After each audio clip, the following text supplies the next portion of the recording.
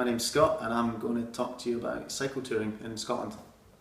I've spent my adult life working all over the world. I decided that I would combine the cycling and the camping to kind of explore my own backyard rather than an epic 3-year journey home from Australia or wherever. You could do it in your own country. You didn't have to go to the other side of the world to have these adventures. Okay, so I was living in Spain, in Barcelona, when I started to do this. So I've cycled all over northern Spain, Catalonia, southern France, Mallorca, Menorca, the islands. Just for a few days at a time, just cycling, staying at campsites, or even wild camping. But then I moved back from Spain to Scotland and continued to do it here. And it's a great place to do it because of the wild camping, you can camp almost anywhere you want once you get up north. So combining that, just going away for 2 days, 3 days a week at a time. If you're going away for a few days at a time, you don't need to take that much kit.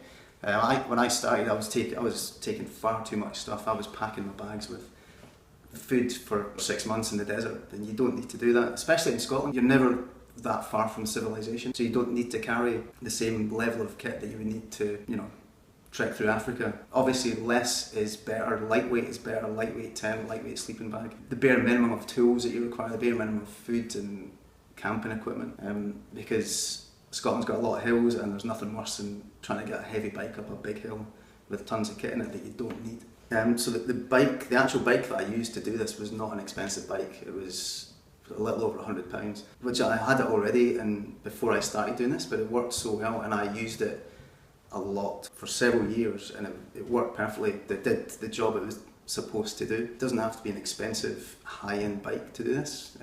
Something cheaper, second-hand, will do the job just as well. But then you've got to get your pannier racks and your bags, and again, they don't have to be expensive. Thinking of a route to do when I'm planning a route, there's a Sustrans map of the National Cycle Network, and there's maps that are produced by Spokes, which have got lots of cycle routes and like tourist attractions on them. Primarily use those maps to decide where I'm going to go, but also what the transport option is. Like if you can get the train up to somewhere, or take the car out, drive the car up to the Highlands, park the car for a few days, cycle off 2-3 days, and then come back, pick up the car and come back. Like even up to Fort William, you get a train up to Fort William and cycle up to Mallaig. Campsites up near Mallaig, camp there for a few days, and get a train back from Mallaig to Fort William and then back down to Glasgow. You're out in the middle of nowhere, and that's the ideal place to start your adventure from. So some of the routes I've done, simple routes, they can be local routes. The canal between Glasgow and Edinburgh is quite an easy route because it's flat and it's accessible, and you can split it halfway at Falkirk where there's a train station, you don't have to go all the way. But I've done most of the Highland up the west coast of Scotland, Grampian, Aberdeen, Aviemore. I've cycled all over up there, and I've done what is now called the North Coast 500, pretty much all of that, but not in one go, like in different stages at a time. Combining it with where you can get transport back. You don't have to do it in one go, do it for 2 or 3 days. If that's all the time you have, jump on the train, come back, go to your work. Next weekend you get the train back to where you stopped the first time and continue it from there. The Great Glen Way, it's like Glasgow to Fort William to Inverness, is a good one. Again, it's not that difficult, it's quite flat. You can do it in 3 days if that's all the time that you have. There's campsites en route, or you can wild camp.